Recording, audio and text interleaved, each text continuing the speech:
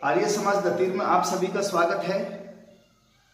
ईश्वर कहाँ रहता है, उसके दर्शन कैसे होते हैं, वह करता क्या है, आज इस वीडियो के माध्यम से आप और हम सभी इस बात को जानेंगे। मैं सुरेंद्र मास्टर जी, आप सभी इस वीडियो को पूरा देखें, तभी आपकी समझ में आएगा कि परमात्मा रहता कहाँ है, उसके दर्शन कैसे होते हैं और वह करता क्या है। एक बार एक राजा के पास ब्राह्मण गया। उस ब्राह्मण ने राजा से कहा कि आप ईश्वर का भजन किया करो, आप ईश्वर का गुणगान किया करो। वहां उस राजा ने कहा कि आप ये बताइए ब्राह्मण, वह ईश्वर रहता कहाँ है, उसके दर्शन कैसे होते हैं, वह करता क्या है। इस तरह से उस राजा ने उस ब्राह्मण से प्रश्न पूछ लिए। ब्राह्मण ने कहा कि प्रश्न आपके तीनों बहुत कठिन हैं और इसके लिए मुझे समय चाहिए। समय आपको कितना चाहिए? उसने कहा कि मुझे 1 सप्ताह का समय चाहिए। उस राजा ने ब्राह्मण को 1 सप्ताह का समय दे दिया और वह ब्राह्मण अपने घर चला गया। उसके बाद वह अपने घर इस बात को खोजने लगा, इस बात के चिंतन करने लगा कि मैं इन प्रश्नों का उत्तर कैसे दूं। जब वो चिंतन में था तो आखिरी दिन उसके एक बेटे ने पूछा कि पिताजी, आप इतने चिंतित आजकल क्यों रहते हो, ऐसी क्या बात है आपकी जो इतनी चिंता में रहते हो। उस ब्राह्मण ने कहा कि बेटे, राजा ने मुझसे ऐसे क्वेश्चन पूछ लिए हैं कि मैं उनका उत्तर देने में बड़ा असमर्थ हूं। उसने कहा कि आपके प्रश्न क्या है? उसने कहा कि ईश्वर रहता कहाँ है, उसके दर्शन कैसे होते हैं और वह करता क्या है। बेटे ने कहा कि बस ये आसान से 3 प्रश्न हैं पिताजी, इन प्रश्नों का उत्तर मैं दे दूंगा। पिताजी ने कहा कि आपको मेरे साथ चलना पड़ेगा और राजा के दरबार में इन प्रश्नों के उत्तर देने पड़ेंगे। वहां से वह ब्राह्मण अपने पुत्र के साथ में वहां जाता है। राजा का दरबार लगा रहता है और दरबार में जब राजा पूछता है कि ब्राह्मण, अब मेरे उन प्रश्नों के उत्तर दीजिए। ब्राह्मण ने कहा कि महाराज, इन प्रश्नों का उत्तर मेरा ये बेटा देगा। वहां पर सभा में सभी देख करके राजा सहित सभी हंसने लगे और बहस करने लगे कि इतने कठिन प्रश्नों का उत्तर क्या ये बालक देगा। खैर, राजा ने फिर दरबार में वहां बच्चे से पूछा कि बताओ, ईश्वर कहाँ रहता है, वह उसके दर्शन कैसे होते हैं, वह करता क्या है। बालक ने कहा कि ये हमारी संस्कृति और शिष्टाचार ऐसे नहीं है कि किसी से वैसे ही प्रश्न पूछ लिए जाएं। पहले अतिथि का सत्कार किया जाता है, उसको कुछ खाने पीने के लिए दिया जाता है, उसको कुछ सत्कार करके फिर पूछा जाता है। राजा ने कहा अपने और मंत्रियों से कि इस बालक के लिए कुछ खाने पीने के लिए लाइए। उसने पूछा कि आप क्या खाओगे? मैं तो एक बालक हूं छोटा सा, क्या खाऊंगा? दूध पीऊंगा और क्या पी सकता हूं, खा सकता हूं। वहां पर राजा ने मंत्रियों से कहा कि इसके लिए दूध लाया जाए।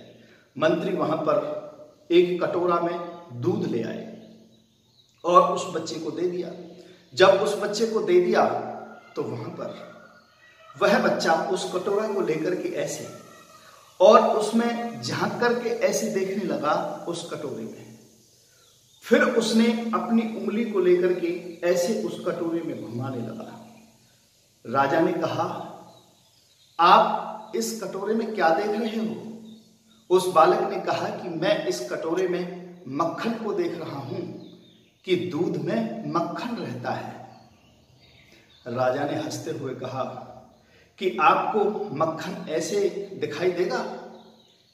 वह मक्खन तो आपको जब दिखाई देगा कि जब इसकी पहले इसमें दही डाल करके इसको जमाया जाता है और दही को फिर मथानी से अच्छी प्रकार से बहुत तेज इसको मथा जाता है और उस मथने के बाद जब इसमें से मक्खन निकलता है तब उसके दर्शन होते हैं। बालक ने कहा कि महाराज, आपके 2 प्रश्नों का उत्तर यही है। आप कह रहे हैं कि इस दूध में मक्खन है, लेकिन वो दिखाई तब देगा जब इसकी दही जमाई जाएगी। इसका मतलब जिस तरह से इस दूध के अंदर सब जगह मक्खन है, उसी तरह से परमात्मा इस बनाई हुई सृष्टि में, पूरे ब्रह्मांड में, आपके अंदर भी और भीतर भी वह समाया हुआ है। इस तरह परमात्मा से कोई भी जगह खाली नहीं है और इस पृथ्वी के, इस सृष्टि के कण कण में व्यापक है, प्रत्येक जीव में व्यापक है। दूसरा, आप दही जमाने की कह रही हैं, फिर यम, नियम, आसन, प्राणायाम, प्रत्याहार, धारणा, ध्यान और समाधि महर्षि पतंजलि के द्वारा बताए गए 8 योग के नियम हैं। इन नियमों की मन के अंदर दही जमा करके फिर इस मन को बहुत तेजी से इन नियमों को अंदर ही घुमा करके और तब इनका पालन होता है, ईश्वर की आज्ञा का पालन होता है, तब हमें परमात्मा के दर्शन होते हैं। इसलिए आपके 2 प्रश्नों का उत्तर यही है कि परमात्मा सर्वव्यापक है, सब जगह है, सब कण कण में व्यापक है और वह जब दिखाई देता है, जब महर्षि पतंजलि के द्वारा बताए हुए योग के 8 नियम, फिर मैं बता रहा हूं, यम, नियम, आसन, प्राणायाम, प्रत्याहार, धारणा, ध्यान और समाधि, इन सब की मिलाकर के दही डाली जाती है और मन को, अंतःकरण को शुद्ध किया जाता है और ईश्वर की आज्ञा का पालन किया जाता है। उसी से हमें परमात्मा के दर्शन फिर होते हैं। राजा ने कहा कि मैं आपके इन 2 प्रश्नों से संतुष्ट हो गया हूं जो आपने उत्तर दिए हैं। अब मेरा आखिरी प्रश्न है कि वह परमात्मा करता क्या है। उस बालक ने कहा कि महाराज, यह जो प्रश्न कर रहे हो आप मुझसे, क्या आप गुरु बनकर पूछ रहे हो या शिष्य बनकर पूछ रहे हो? महाराज ने कहा कि ब्राह्मण, मैं जो प्रश्न पूछता है वह तो शिष्य बनकर के पूछता है। फिर बालक ने कहा कि आप शिष्य बनकर पूछ रहे हैं, तो शिष्य तो बहुत ऊंचे आसन पर, कुर्सी पर बैठा हुआ है और जो गुरु है वो पृथ्वी पर जमीन में खड़ा हुआ है। ये कैसा गुरु और शिष्य का बर्ताव है?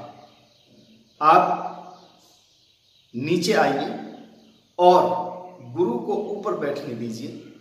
वह राजा झेप गया इस बात से और उसने फिर वैसा ही किया। वह राजा उस कुर्सी से उतर करके नीचे आया और उस बालक को ऊपर बैठाया गया। जब वो बालक वहां पर बैठा तो उसने कहा कि महाराज, अब बताइए आपका आखिरी प्रश्न क्या था? उसने कहा कि मेरा आखिरी प्रश्न ये था कि वह परमात्मा करता क्या है? उस बालक ने कहा कि महाराज, आपकी समझ में नहीं आया, यही तो करता है। वह ऊपर कुर्सी पर बैठे हुए राजा को नीचे उतार देता है और इस पृथ्वी पर, जमीन पर खड़ा हुआ एक साधारण व्यक्ति उसको ऊपर बैठा देता है। ये परमपिता परमात्मा का नियम है, जीव आत्मा को कर्म के फल को भोगाना। वह राजा को रंक बना देता है और रंक को राजा बना देता है। ये परमात्मा की व्यवस्था है, इसलिए परमात्मा यही करता है। आपको समझ में आ जाना चाहिए।